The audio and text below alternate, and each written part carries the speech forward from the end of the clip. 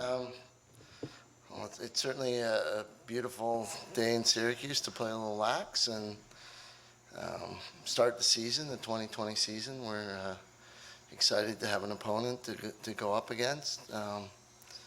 It's always interesting when you spend a few weeks doing preseason to see how you're going to show up and play. And I thought, we showed a lot of really good things. And we played pretty well. I think there's always room for improvement, but I was pretty happy with the effort and the way the kids got the job done today. So good all-around effort for first game, and looking forward to the next one. Don't have to wait too long. On Monday, we get a bit different opponent, somebody a little more experienced, somebody that's going to give us a much tougher game on Monday. So we'll get back to work tomorrow and get ready to go. Gary, I'm curious about the schedule. You mentioned you got 4 games in 9 days, including back-to-back games next weekend.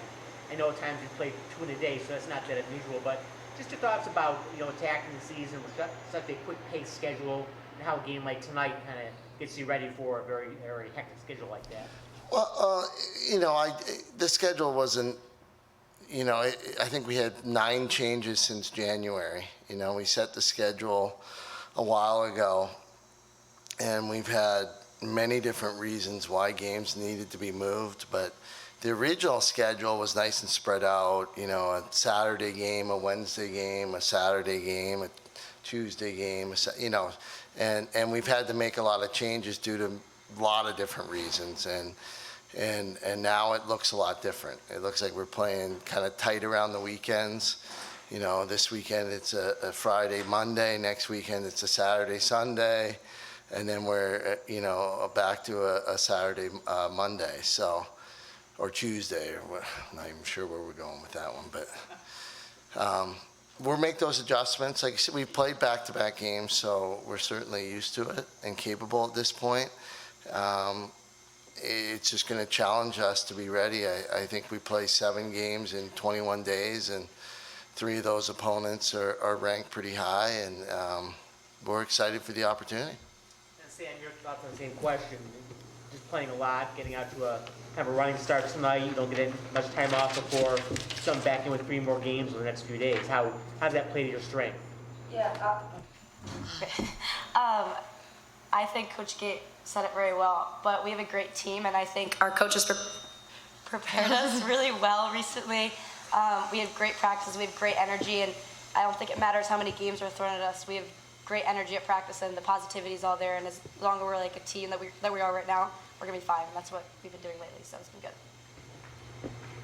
All right, this question's just for whoever. So you guys got out to a rocket start. You guys scored 4 goals right off the bat. And over the course of the game, you kind of didn't take your foot off the gas. You won almost every face-off. How do you hope to keep this momentum going against a much tougher opponent in Stony Brook?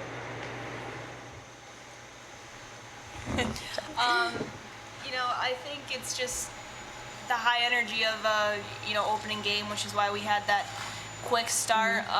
But I think all of us know that going forward, going into Stony Brook and going into the rest of the season, we want to keep that energy high and play every game as if it's our first game with all of the fun nerves that go with it.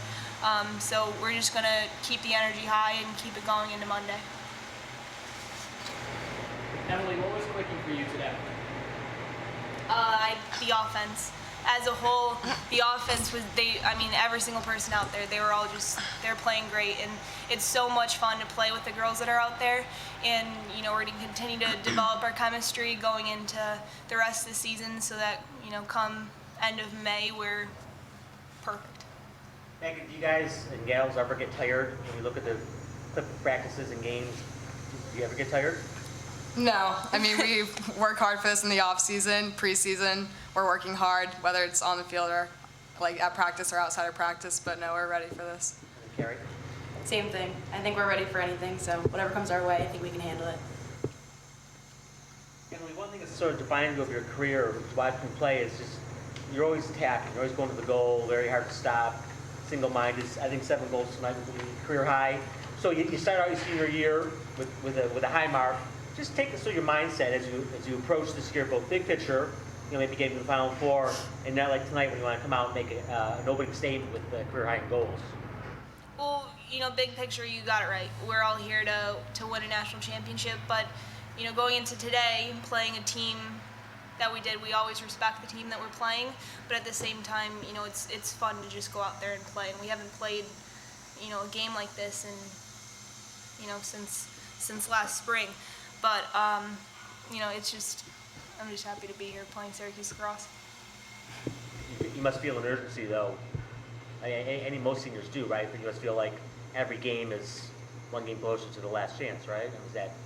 I try not to think about that, but that is very true. Okay. Time for a couple more. Megan, you kind of took a more of a distributor role today, and last year you were kind of more of a scorer.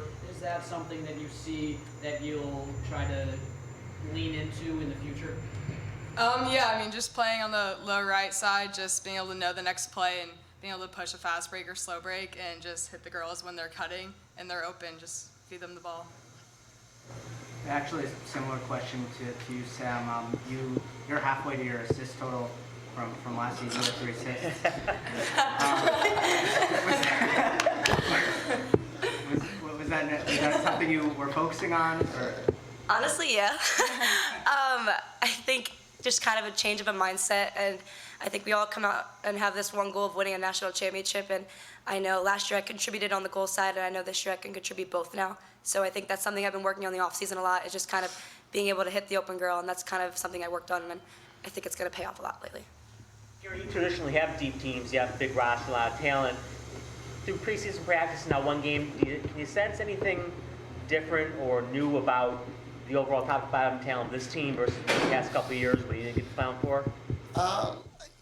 I think we're going in a little bit more experience, and I think that's a big thing. And I do love the talent top to bottom, but we've had great players in the past, and they've contributed us and give us opportunities. But what I've always found, it comes down to the chemistry that's built through a long season. That's what makes a Final Four team. You could have all the talent in the world, but if you don't come together as a team, you're not going to play on Memorial Day weekend. So it's really important that we start to gel and do some things. And we've learned a lot today. We got to communicate more. We got to talk. We got to be way more verbal and help each other out more so that we can, pick it up one more notch. And then Emily, you had 7 goals tonight. Which one were you most impressed with?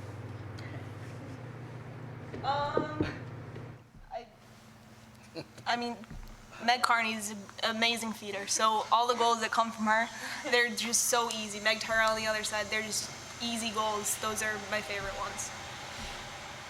Jerry, it seemed like you guys were pressing up a lot when they were trying to clear today.